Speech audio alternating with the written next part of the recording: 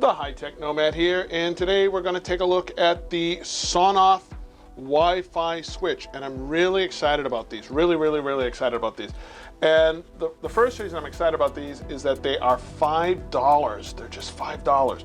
So basically you can add not only remote capability, Wi-Fi capability, but Amazon Echo. In fact, let me turn her off before she starts firing up.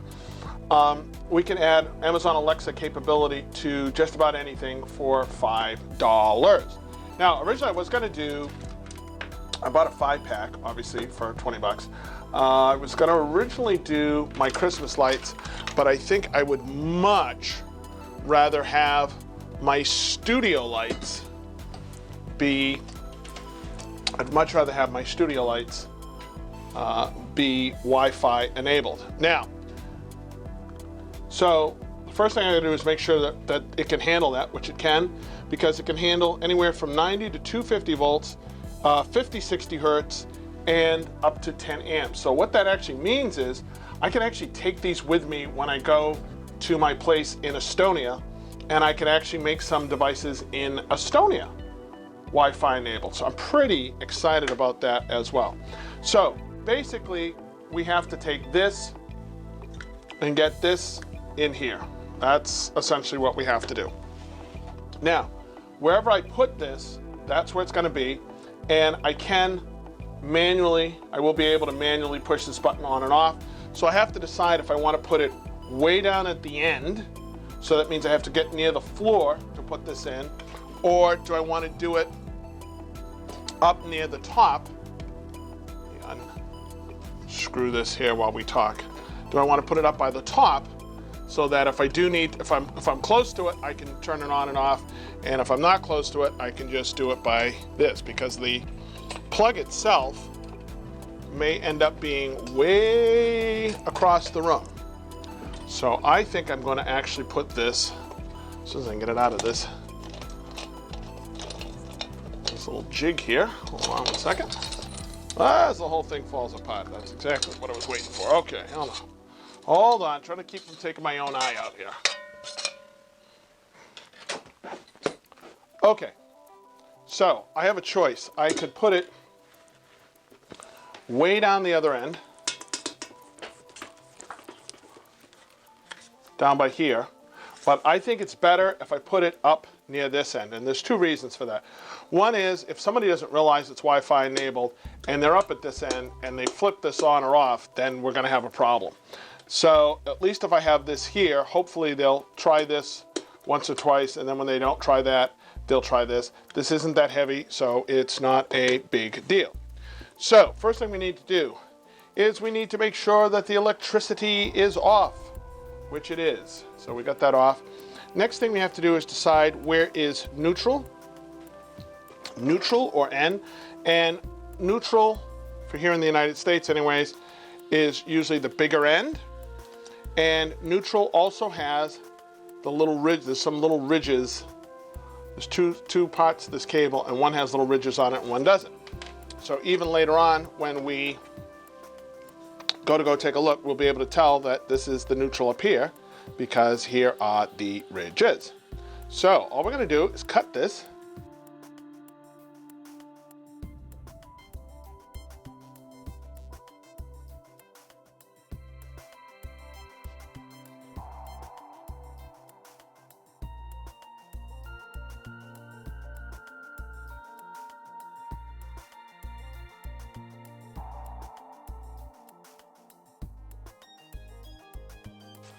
Okay, so we have that was the hardest part of the whole thing, actually. So we have our 2 ends stripped. So we're going to go back to our Sonoff, and you see where it says input and output. So we're going to put this in the input. You see an L and an N. We know that the N is neutral. We know the one with the ridge. So we're just going to put that one in here and that one in here.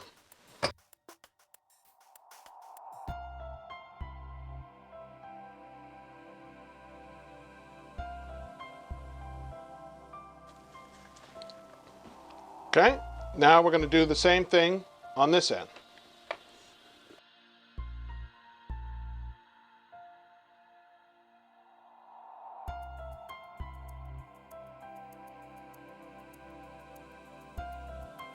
That simple, okay? So we've put that in place. Now I'm gonna put the cover back on, because that's gonna add strain relief, and that's gonna make sure that we don't accidentally pull the wires out of there. So let me go ahead and put those on now.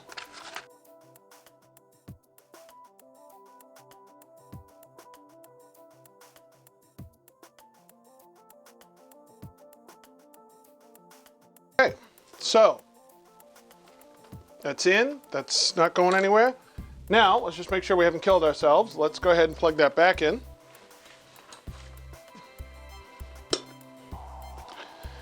And you'll see we have a little green blinking light. That's because it hasn't been set up. And you can see that we can manually turn that on and off with this button. So we're just going to leave that on like that. Now we have to hook up this device. So what we're going to do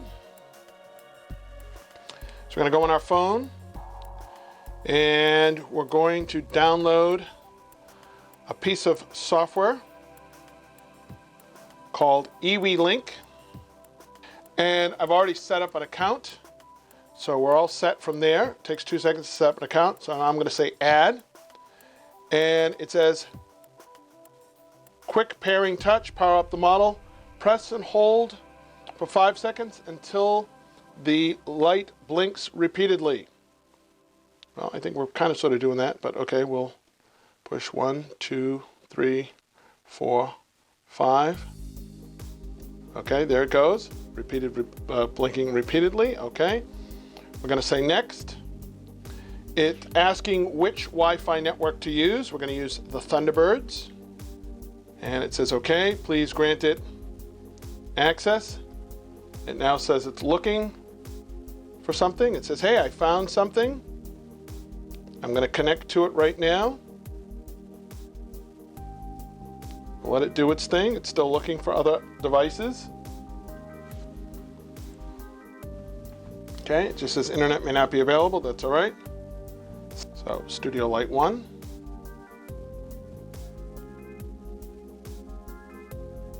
Okay. Studio Light 1 now shows up. We'll push the button. There it goes, on.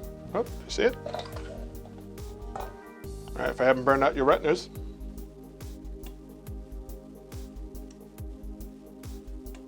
Okay. Now, to make it voice activated, we're going to go over to, so I could just leave it like that, but we don't want that. So we're going to go to Amazon Echo. We're going to go to Skills.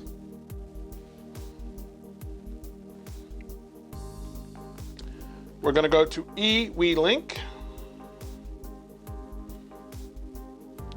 Now, a curious thing came up when I did this. Link now comes up as Blackstone. They love to throw you off, all right?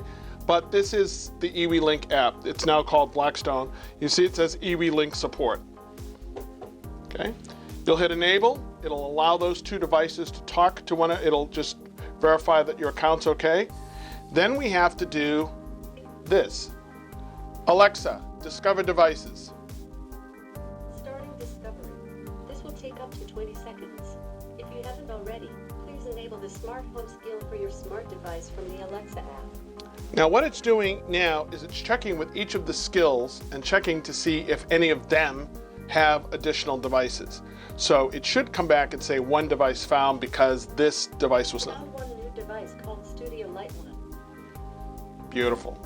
Okay, now at this point, Alexa, turn on Studio Light 1. Okay. Alexa, turn off Studio Light 1. Okay. Alexa, turn on Studio Light 1. Okay. Alexa, turn off Studio Light 1. What did that take us, like 5 minutes? Okay. And like I said, if I need to, I can manually turn this on and off from here. But what happens is when I hang these lights, it's a lot easier than when I'm recording these videos, it gets very hot in here. And now I can just say, hey, turn the lights off, do some stuff, and then say turn them back on without even moving. So while I'm doing something, I can say, Alexa, turn Studio Light 1 on. Okay. Alexa, turn off Studio Light 1. Okay. That simple, all right? Hopefully you enjoyed that. I'm not going to bother doing the Christmas lights. I think you can figure that out. I'm going to just do the same thing with the Christmas lights, with the first string of Christmas lights. I'm just going to put that in. I'm going to name it Christmas lights, and then from now on I can turn the Christmas lights on and off. Again, I'll have a link for these down below. These are about $5 a piece. They will work both here and in Europe because they support 250. And just make sure that your device is 10 amps or less. And that's it. You can even mount it if you want to mount. If you take those out, you can mount it and make sure it's okay. That's pretty much it. Do me a favor, please hit the like button. Please hit the subscribe button. Now I know I normally use Amazon Echo because I'm a big Echo guy. However, it will work with Google Assistant for those 4 of you people who are using. No, I'm kidding. I just happen to like Amazon Echo because I feel I can get a lot more done with that, and I'll show you some of that in the future. Okay.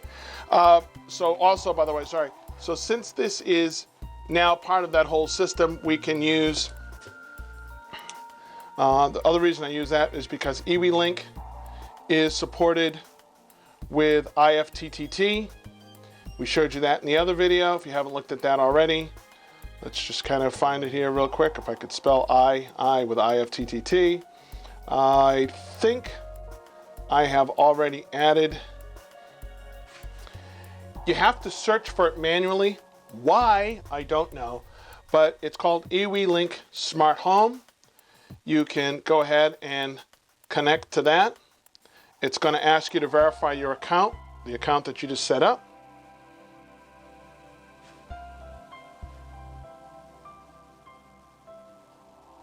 And then once those are connected, you can then actually set up. So I have it connected up as no name. Okay, that's fine. Once it is set up, you can then create IFTTT pieces as well. Now this looks confusing because it just says turn on channel switch 1, 2, 3, 4. This looks very confusing. When you go into it, that's when you can actually see it. So for example, just click on 1. And now you see it pulled the name in, so Studio One Light, and then it says what do I want to do. I want to turn it on or off. I want to leave it as on. I'll hit finish.